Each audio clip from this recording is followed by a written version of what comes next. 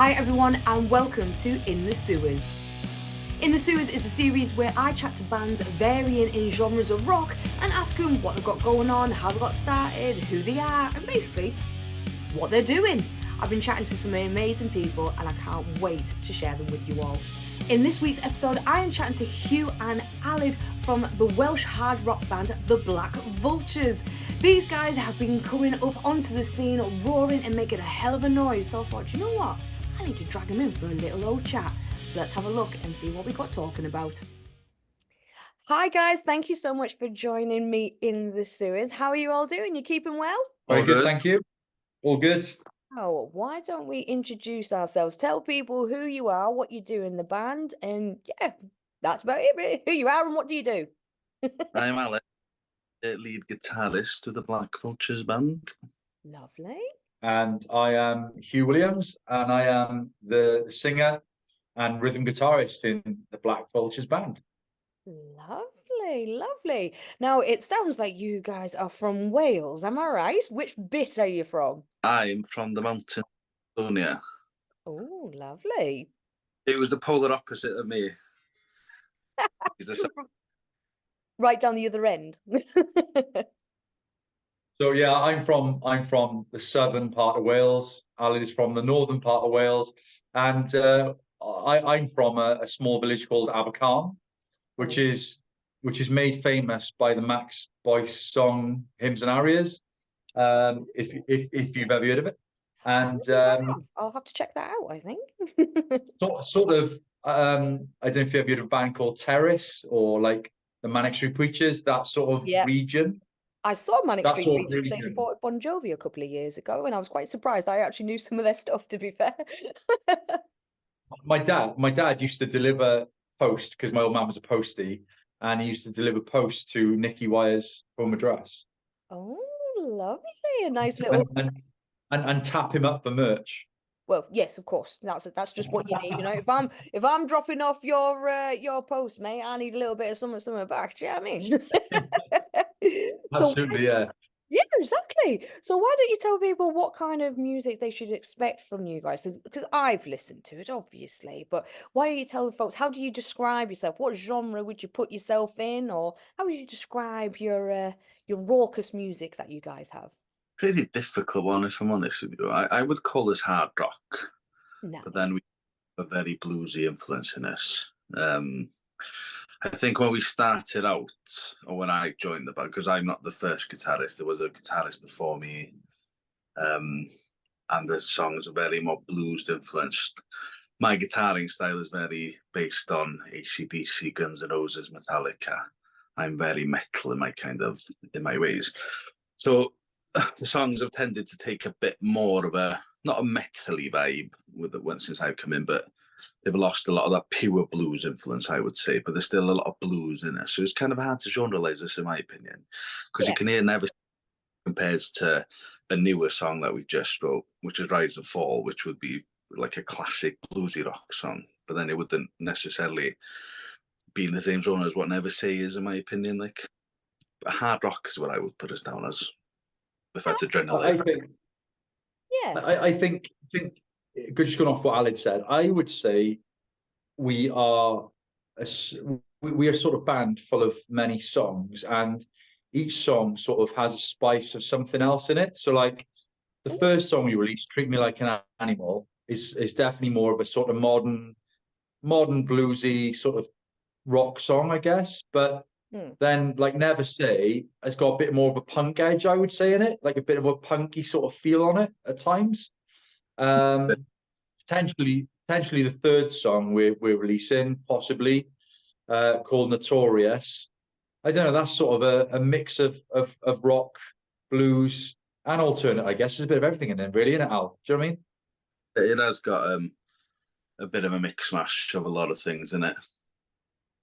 Yeah, definitely. Yeah, but like we could play 5 songs and we touch upon various different genres, I would say, within them. We're quite eclectic, really, I would say.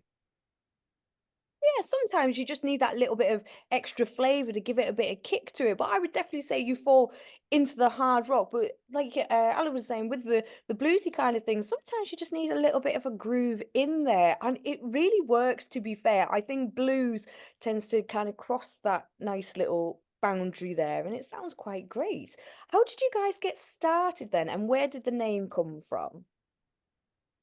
I'll take that one. So I started the band, and the band that we have now is completely different to the band we had when I started it. Um, so yeah, we've gone on a journey, musical journey, should we say? But yeah, so I started it round about 18 months ago, ish. And it was said we've gone through various different guises. Aled then came in because we needed a lead guitarist. Then the drummer left, so then Brandon came in, and then our last bassist Evan left because he was working a lot of weekends and it was becoming chaotic, really planning things around him. So then Mitch Casey came in on bass. So the four we're at now is probably the four steadiest we've been at. The name, the Black Vultures. So it was a mishmash, really. Massive fan of anything that Joshua Homme has touched from the Queens of Stone Age. So then Crooked Vultures. Yeah, he's like the coolest ginger Elvis ever. So yeah, he's just a dude. So yeah, I sort of took little bits from. So like my vibe is more like Black Keys mixed with like Black Sabbath mixed with like Queens of Stone Age, maybe a mix of all those three. So the Black Vultures. So that's literally the name. I sort of just pinched little bits from all of those bands, really. It works for you guys, because I think Vultures are quite savage, aren't they? And like sometimes some of the delivery of some of your songs is just like, wow, that's like so cool. I really enjoyed the stuff that you guys have given. So have you got any plans in the future? What's going on in the Black Vultures camp? Supporting Gin Annie and Black Lakes at the Patriot, home of rock in Crumlin on the 30th of March. Nice. Then we got a place called Jack's in Aberdeen on the 26th of April with our good friends Ortario and there's a few other bands on the bill. And then we've got the Face Bar in end of May is it Crazy Cowboy 9, I think, with Gorilla Riot and the Karma Effect. Nice. And a pile of other bands that are sort of our sort of stable mates with our management company. So yeah, we've got things going on. We might have something else in September as well, but we've got other shows lined up. They're on our Facebook page and Instagram and stuff. And we're back in the studio in April. Oh, that'll be nice. Single number 3. Oh, great. That'll be exciting for you guys. That'll be very exciting. Can't wait for that. So yeah, you've got quite a lot of friends on the circuit there, like Ginani and Gorilla Riot and Karma Effect. That the kind of community is great. Do you love the feedback that you get from people when you perform at these events? Yeah, I mean, it's like we've obviously last year was sort of trying to find our feet in Wales, really, and trying to find a gathering really that sort of support our music. It's always really nice having positive feedback. We've played a fair amount of shows last year, Ali, didn't we? And the feedback was positive. We did get good feedback. We had a really good run of shows. We were getting a live act together really solidly, and we were blowing people away in shows and getting really good feedback. But then the bassist situation happened where he left, and then we had to cancel. What was it? 4 shows, I think. We had to cancel. And we had the Patriot there as well, didn't we? Who was it again? So yeah, we were supposed to have done a show with Scam from Leicester.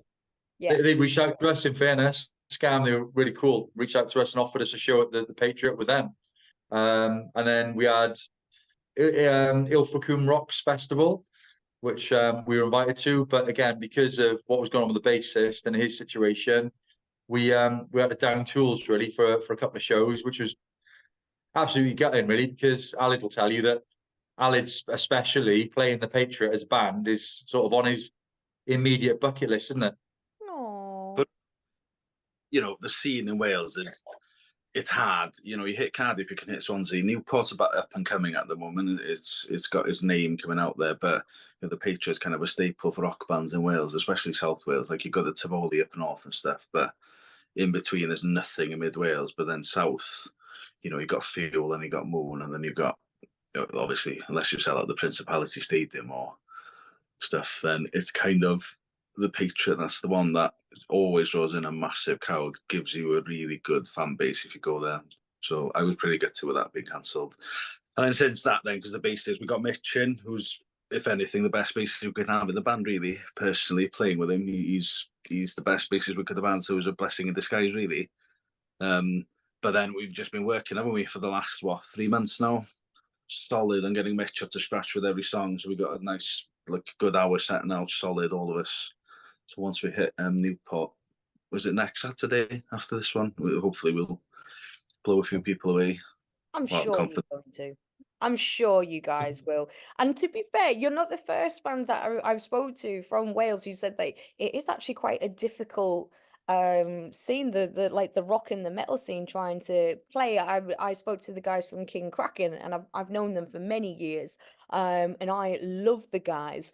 And they said the same thing. It can be quite difficult to get yourselves out there. Do you just think maybe because not enough people listen to rock in the valleys, or what is it? What's happened? What's happened there? Hey everyone, sorry to interrupt the interview mid-flow.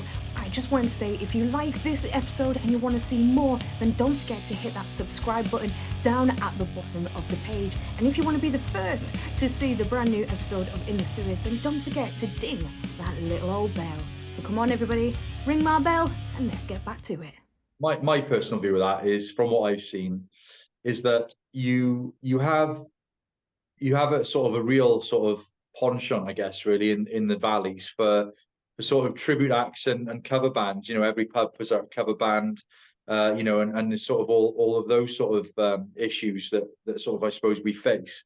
And the other thing is venues as well. Venues don't want to take a punt on new bands because there's nothing in it for them. It's like they want bums on seats. They want people to spend that money behind the bar. And it's tough, I mean, yeah. We're a small band. I mean, we've got just over 2,000 followers on Facebook. So what's is a risk for them to run a show with us as headliners or whatever. So yes. I think that's the issue. And to sell out in Wales, you need to be a real someone act, I find. But if you are that someone act, like Queens of Stone Age last year, I want to say, sold out Cardiff Castle, they can do it, yeah. But unless you're those legacy heritage type big bands, it's a tough sell, which is why when we were offered to go to Reading and try something new out of our area, we're like, yeah, let's do it, because maybe there's more of a clientele that'll follow us, Yeah. See, since people like Ed Sheeran and stuff came along the scene, the music scene's completely changed in the whole world, I think. I don't think the scene's massive in England at the moment, or Scotland, really. Bands like Sabbath and then would tour a circuit and they'd pack out any town hall going, just on word of mouth and stuff like that. And that scene just seems to have disappeared over the last few years, because music has become so modernized. I don't know what it is. Services and stuff, I don't know, people don't want to go see live acts, the cost of living, people don't go out as much as spend, and I think there's a massive just avalanche of things that is just affecting the music, and rock and metal seems to be the one that suffered the most out because if you look, metal is still huge in this world. It's probably one of the big die hard as well, rock and metal fan, die hard. But I don't know, it's a really strange one. It is a really strange one. You've got a creaking door behind you. I saw a little arm. I just saw a little arm. Oh, look, she's back. She's back. I love it. That's so cute. Oh, bless. What I have been asking bands on the last series, and I may as well start doing it on this series, do you guys have a guilty pleasure? So maybe a band or an artist that people are like, yeah, but you like metal, how can you like them? Or, just maybe a band that everybody loves, but you just can't stand. Have you got one of them? I'm very eclectic in my music taste anyway. I love Bob Dylan and I love Neil Young. I love Terry Reid. I love that folk scene and stuff. I wouldn't say that's a guilty pleasure because, they started the rock scene in a weird way with the right songs and stuff. I don't know if I have a guilty there. I know the lyrics of a Celine Dion song. Not that I say that I would like it, but How about you, Huw? I mean, like growing up, I got, I probably had some absolute stinkers really that I sort of followed. Like I remember, I remember when I used to think like Robbie Williams on his solo stuff was like rock I music, loved him. Oh, You I know, loved him. I used to think like he was rock music to start with, but then you sort of quickly learn that no, you sort of like you're getting into your like Nirvana, Nevermind and stuff like that, and you sort of realize that yeah, you've made a wrong choice there. But like Aled says, really, if sort of my other half listens to like Kiss FM and things like that. Rock just isn't a genre, so I'll listen to anything. I will listen to anything. But I do think, and I was trying to explain this to Aled the other day. There are a lot of overrated bands out there, a lot of overrated bands, but like big bands that but it's that marketing thing, isn't it? If they get marketed right and the investment is there and they still make it and you think like it's so mediocre and it's just how is that talent doesn't shine out as much these days. Ed Sheeran plays the same four chords for 90% of his songs. You could be in a garage and play arpeggios and absolutely blow people away and you'll get nowhere with it. So talent doesn't necessarily mean success these days. That's the big issue with it. Like, yeah, it's like we had band practice the other day, right? We had band practice the other day, and Aled and myself, because I think it's quite interesting because we got slightly different opinions about aspects of the music industry and things, which is which is important to have. Yes. And like Aled's view was always, if the song is good enough, you will make it. And I'm like going, no, doesn't work like that anymore. Because if you've got the best song in the world and nobody hears it, it's never going to be the best song in the world, right? Yeah. So you've got to be able to market yourself. You have to, like, band is a brand now, right? Band is a brand, and that's the way it is. It's almost like running a business, Yeah. And I remember speaking to Chris Barris about it, and he said exactly the same thing. Your band is a brand. Yeah, I've watched them perform and they were quite decent live, and I agree with it because I think what's she called, Doja Cat and Dua Lipa, the pair with them, their songs that charted in 21 and 2022, they were doing back in 2017, 2018, but they just seem to have found the right gap and now they're massive. So yeah, I think marketing definitely plays a big part in that as well. But like Alan said as well, sometimes people don't necessarily have to be talented, they just have to hit the sweet spot sometimes, and whatever that sweet spot tends to be at that time, people tend to ride with it, and it's a shame. It really is a shame, definitely. Yeah, I agree with you. I think, and that's what closes doors for a lot of bands. But it's always been that way. It's just we're in a digital age now. That's the only sort of difference, really. I would say those doors have always been, People have working lives, don't they? You can't, if you were good enough, and if you had a great song, and if people did it, but people have to listen to it because you got to get it out there, haven't you? But then you could have got it out there years ago because you could have done 5 gigs in a week and toured the circuit and toured the whole UK, and eventually that song would get heard because it's good enough.